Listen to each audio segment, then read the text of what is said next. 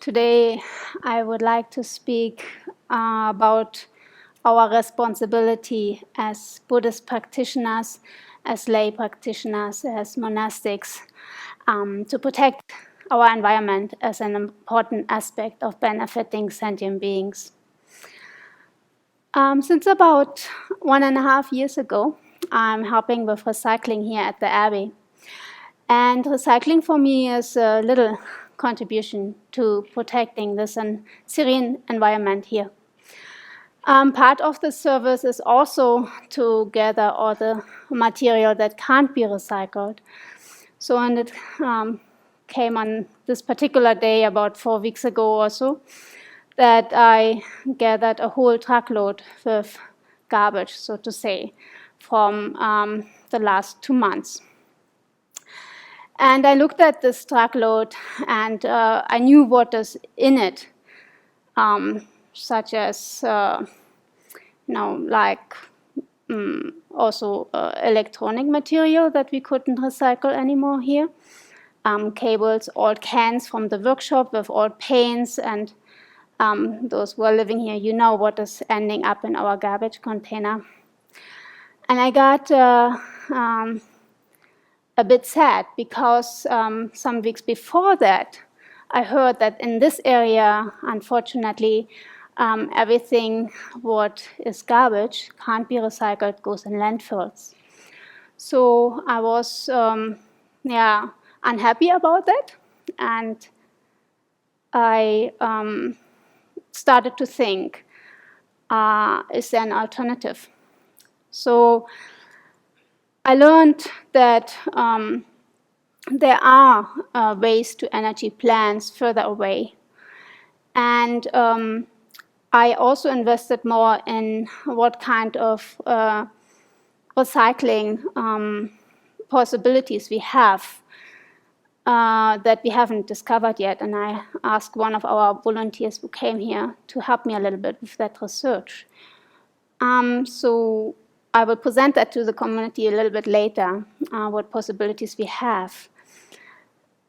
But the fact that still this area here is so remote that people, or that the local government decided to put it in landfills, is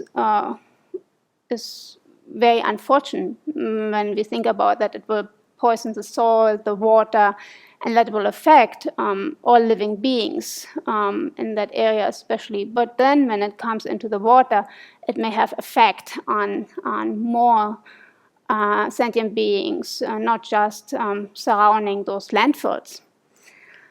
And this earth, this environment, is the basis for our survival, for our well-being. And protecting the environment is, as I think we understand, is part of benefiting sentient beings. As Buddhist practitioners, we really depend on a healthy environment. If the environment is so polluted that we struggle to survive, there's no way for us to practice the Dharma on this planet Earth. But we still have good conditions right now to put our compassion, our loving kindness, our insight into practice. And the Karmapa, His Holiness the Kyalwang Kavampa, argues even that protecting the environment is perhaps one of the best opportunities that we have as Buddhist practitioners to bring the ideal of serving sentient beings' needs into practice. When Moshoodrin and His Holiness the Dalai Lama also go into that direction. When Moshoodrin recently said in the Vinaya teachings that if the Buddha would be alive today, he most likely would have established precepts against polluting our environment, how we drive around, for example, limiting our consumption and such.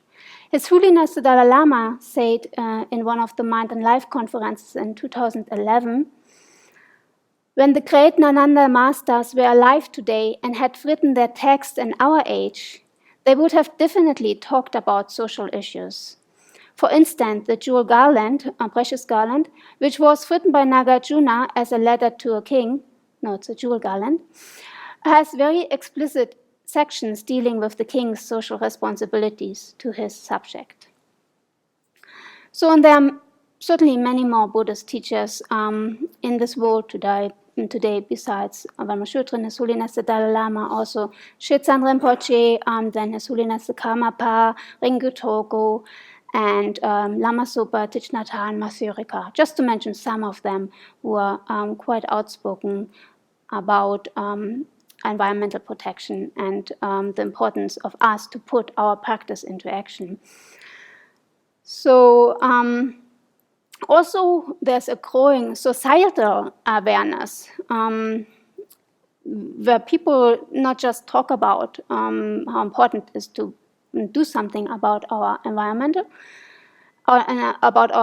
to protect the environment, but they also put things into action. So, for example, there are astonishing movements right now, especially from young people. You may have not heard because they're happening right now in Europe. But I know Valmashutran has put one example into our e-news. For example, the movement Future for Fridays or Extinction Rebellion. Future for Fridays is originated, I think she's from Sweden. And the Extinction Rebellion is founded in England, Great Britain. So Future for Fridays is initiated by Greta Thunberg. It's a very young lady of now 16 years old. She's a very inspiring environmental activist. Some years ago, she started to spend all her Fridays, not at school, but outside on the streets and protesting, saying basically it doesn't make any sense for me to learn at school right now if my future is not looking very positive. So she inspired many, many others, young people around the world, and also adults, and following her, skipping school, being on the streets, and saying, we want to have a future. So, as I said, she is not just saying things, she's also putting things into practice. Her personal lifestyle changed quite a bit. She started to recognize at the age of 8 that nobody is putting anything into action. They just speak about the global change, global warming and such. And she was very annoyed, or I don't know, annoyed, but she was irritated by that, and her personal behavior changed, and then she got the urge to do something about that. She got now more and more invitations from organizations to speak. She's quite famous, at least in Europe. She got an invitation now also to speak at the United Nations. But it's a far way from Europe to the United States.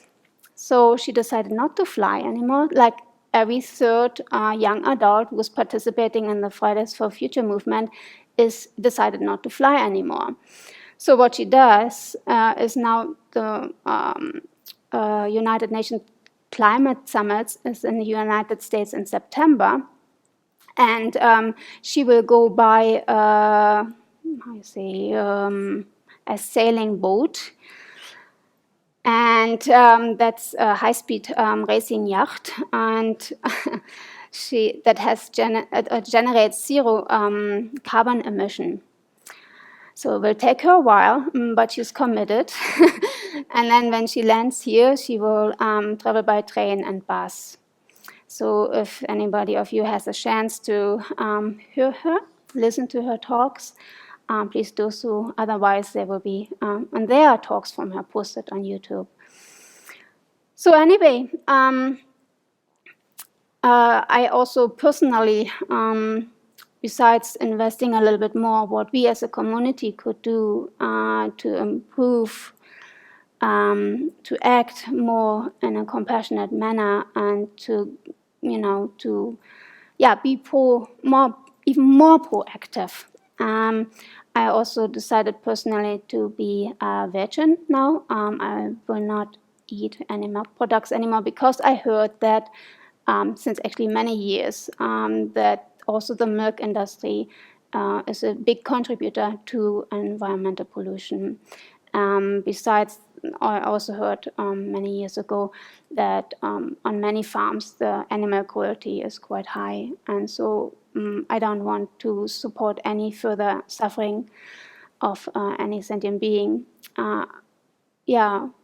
Because I don't want to create the karma and I can't bear it anymore. So, and investing more and more and looking into it, I realized that I haven't thought about it, and that's why I didn't put more action into it. I kind of knew it in my background, but ignoring it in my everyday life because life is busy, or I have other things going on, or my own afflictions hindering me from putting things into practice. So, and then also the natural psychological barriers out of very strong habits that I or we may have collected.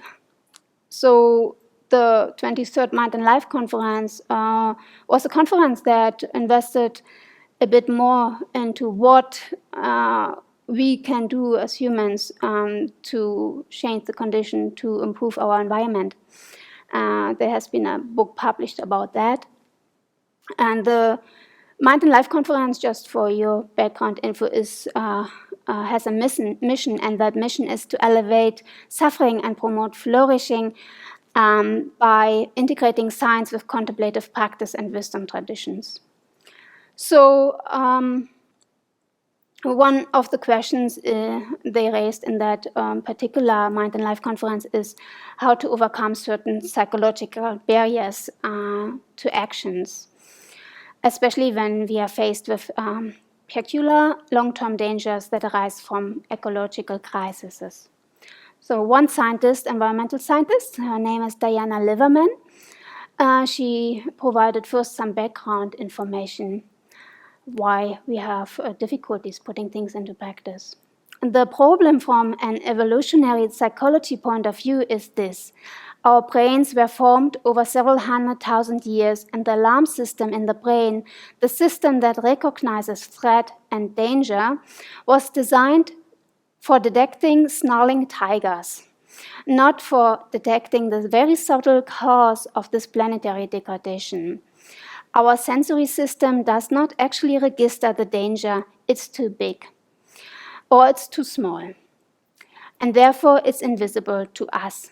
Our amygdala and its brain circuitry, the alarm system of the brain, doesn't realize there's danger and doesn't activate. This makes it very hard to motivate people to do anything about what is perhaps the worst crisis in human history. Rather, many people go through their daily lives as though nothing were happening. We are all in a kind of trance, she says. Because of this design flaw in the brain, there's no sense of immediate threat. So how do we get people making plans and being active? And His Holiness the Dalai Lama said or responded to that in a very inspiring, encouraging way. He said, I think it requires constant and tireless effort. If each year we increase the number of people, he says, who are clearly aware of these things, their awareness and enthusiasm will lead them to do something. If each year we reach 100,000 people, then in 10 years we can reach 1 million. Eventually this will have an effect. It's like education, he says. When education was first deemed important, very few people were in fact educated. Now education is universal. And then he also says, actually consider that this visualized human brain is able to think in long-term interests. We can't expect animals to have the same forethought. They have little or no conceptual long-term intelligence. They live day by day. But we have this marvelous brain. So, he concludes, we must think about what will happen in 10 years, in 100 years, and perhaps in 1,000 years. So we as Buddhist practitioners, as lay practitioners, as monastic, have taken refuge. We have taken lay vows, we have taken monastic vows, tantric vows, bodhisattva vows. So, and Venerable Shutran said, even if we have taken only one vow, just as not to kill, that is a contribution to world peace. And I think that means to support life, to support each other's practice, to protect the environment, and so to progress steadily along the path. And she also pointed out that in her recent Vinaya teaching, that this is what we can do right now, and we can do little steps, like a drop in an ocean will fill up at one point, or a bucket. So small actions can accumulate, and that will lead to strong habits and great potential. So yeah, I would like to encourage all of us, including myself, to raise this awareness again and again, like His Holiness says, to be constantly or putting constant and tireless effort into that matter, because we care about each other and our own well-being, and we want to practice on that planet Earth, make use of our precious human life here right now, and giving this opportunity to others, such as our young guests here, as well. Thank you.